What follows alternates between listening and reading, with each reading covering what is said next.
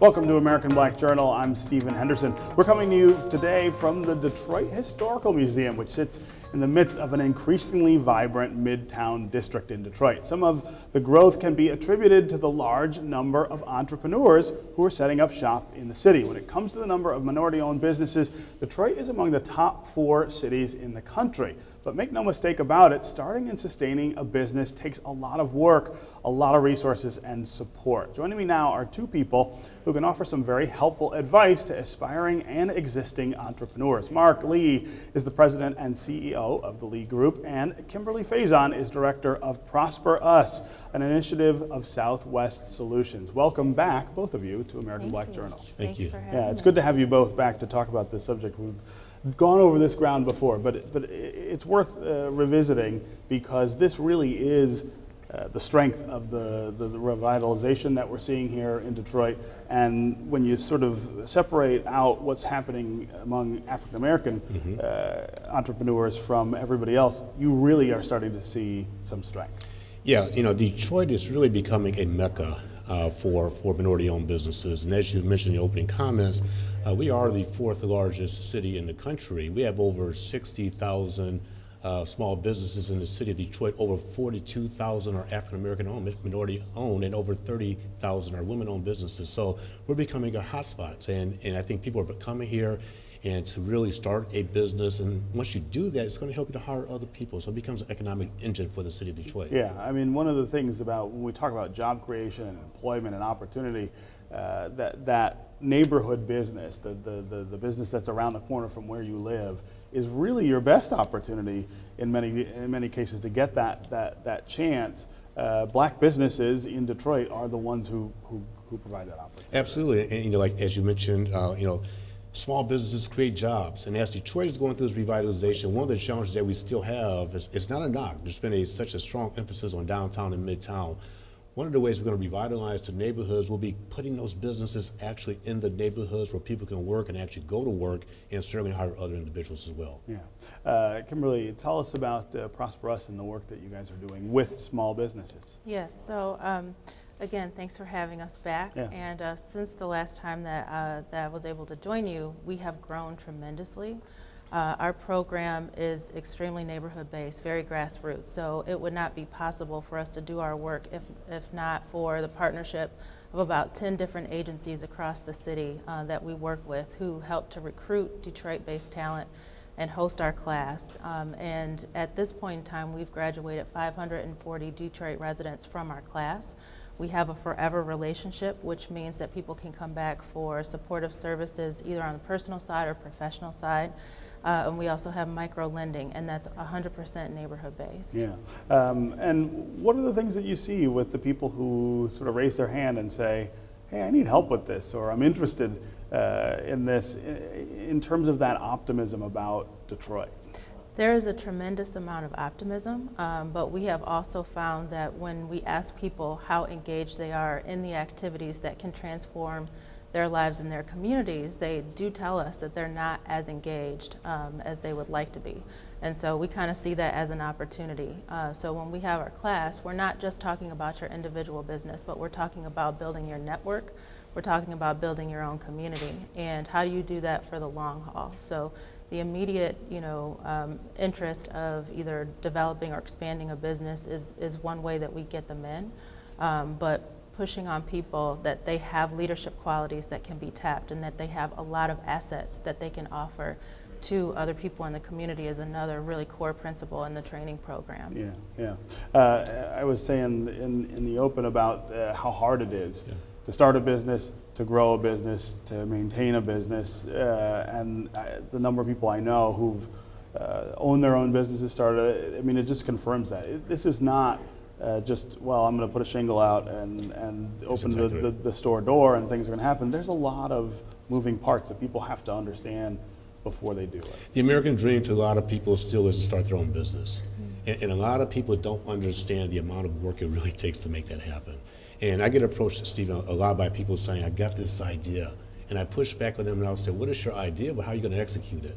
So a good first step is to make sure, one, that you have an idea. Number two is that you have an overall strategy, a 3 to 5 year plan. Number 3, do you understand your financials? And number 4, work with someone such as Kimberly's group or an organization that can help you to flesh out the idea. But it's not an overnight sensation. It takes a long time to really build your business. Yeah, one of the things I think with new business owners is that real question about, is it failing or is it just not succeeding yet, right? Yeah. In those early years, you don't necessarily make money or profit. And so hanging in there and sort of sticking with it is one of those other dynamics that Absolutely. And let me address that if I could. And this is a statistical fact. Within 5 years, 50% of small businesses will fail. Will fail. I have seen estimates that upwards of 80%. So to your point, there's a question of not being successful or succeeding versus one of failing. So in the first couple of years, think about it, if you're pushing it, you may not necessarily be successful, but if you stick with it in the longer term, 3 to 5 years out, you can become successful. Yeah. Failure means you might just stop altogether. Right. Yeah.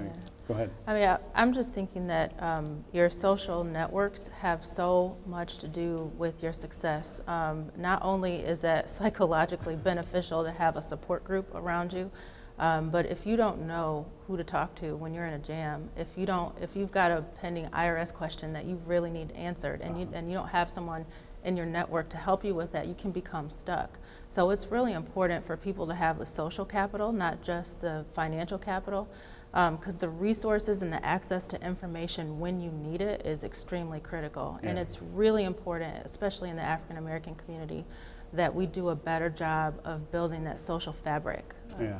One of the other things, of course, for minority businesses, but also other businesses, is that early access to capital, to be able to not just start, but then grow and invest in the business. That's been a problem, I know, in Detroit for a long time. We've had a problem with lending in particular, access to lending, but that's also moving in a more positive direction. It's moving in a more positive direction, but here's the challenge. And generally speaking, you look at minority-owned businesses relative to the general marketplace, a lot of capital has been passed down within the family. And if you look at within the African American community, we don't have the same level of assets and resources that may be passed down from the family. Whereas the general market, for example, you find more assets being transferred within the family. So therefore, my dad gives me $50,000 to absolutely, help I've gotten them. inheritance, whatever the case might be. So they can use those resources to start a business. So therefore, fundamentally, they have access to capital. If I may Go ahead. add to that, so we do micro-lending, and it's non-traditional micro-lending, very neighborhood focused and high risk. And one of the things that we see, but there are a number of things that we see in terms of financial literacy that play a really critical part and access to capital. And so we knowing what the landscape looks like, what's available, and what you got to do to apply. But also looking within, so there's a lot of really uncomfortable conversations that we're having along the way. So we may not be score driven, but we are looking at the credit report, and a lot of times people are looking at that for the first time, or they haven't looked at it in years, and we need to be able to explain at least what's happening on that credit report. So there's that portion of it.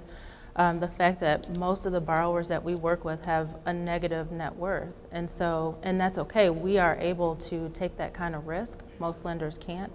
But that's really important to be able to show people what your income looks like and what your debts look like and what your overall lending picture looks like. And so we can overcome some of those barriers. But something like a negative net worth, I mean, there are a lot of businesses that find themselves, or borrowers who find themselves in those kind of positions. Yes. That's nothing to be ashamed of. No, is the absolutely point, right? not. It's really critical just to understand what it means and how it reflects on you when you want to continue on that lending path. And so just being able to not only understand what the lenders are looking at, but to understand how your daily decisions in your household impact your business. And that's a lot of the educational process that goes into our lending. And also, you don't want to mix your personal with the professional. Yes. With the professional. Yeah, a lot of people will take their personal credit cards, if you will, to finance their business. I got to tell you that's not a good idea. No. It can affect your credit score. It can affect your short and long-term borrowing. So you want to make sure that, to Kimberly's point, that you understand the financials, that you have a plan, as I referenced earlier, but try not to mix your personal with the professional. professional, not a good idea. Yeah.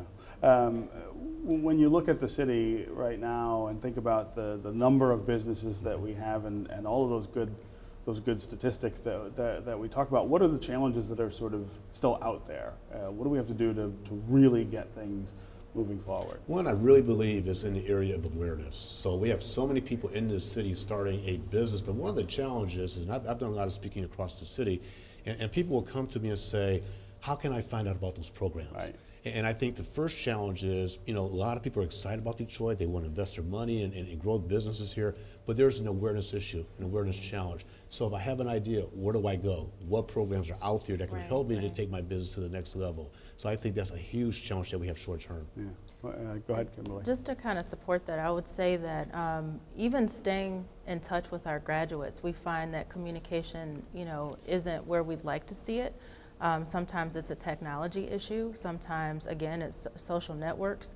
If we could afford to, put billboards across the city, that would be amazing. Yeah. But it just isn't feasible. So short of that, we really have to rely on people being able to build up their own social networks and kind of stay connected and stay in the know so they don't miss out on these really awesome opportunities. Yeah, you've talked a couple times about this idea of networks, and it seems to me that one of the important things there is, running a business can be a pretty lonely exercise, right? Absolutely. You're just a little cut off, and connecting with other businesses is a way to address that too. Yes, I mean, most of our graduates who are running a business are actually home-based. Yeah, right, you work out of the house, right? Yes, and that's also very isolating. But it also means that, if you're in a position that you don't have a professional space to work, you may not have the opportunity to network with your peers and, again, get assistance in finding those resources and those opportunities.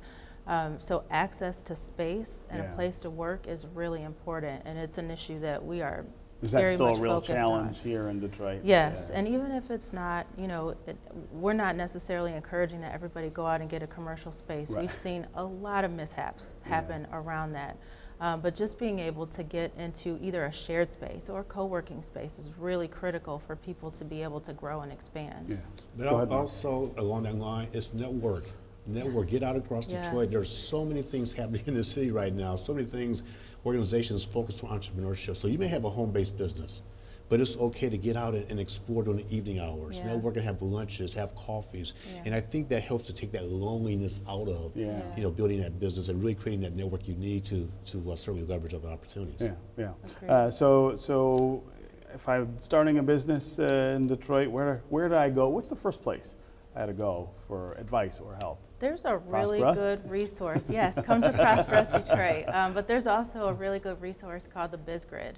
And for people who are very early, it's an awesome opportunity to just explore the landscape in general. It's an opportunity for you to know, okay, well, maybe I'm operational, maybe I've got all my paperwork in order, but it's I just really need to join a trade association, or it's an opportunity for me to access capital. So. That I would highly recommend just seeing the landscape. All right, Mark Lee, Kimberly Faison, thanks very much for being here. Thanks Thank you. for Appreciate having the me. opportunity. Thank you.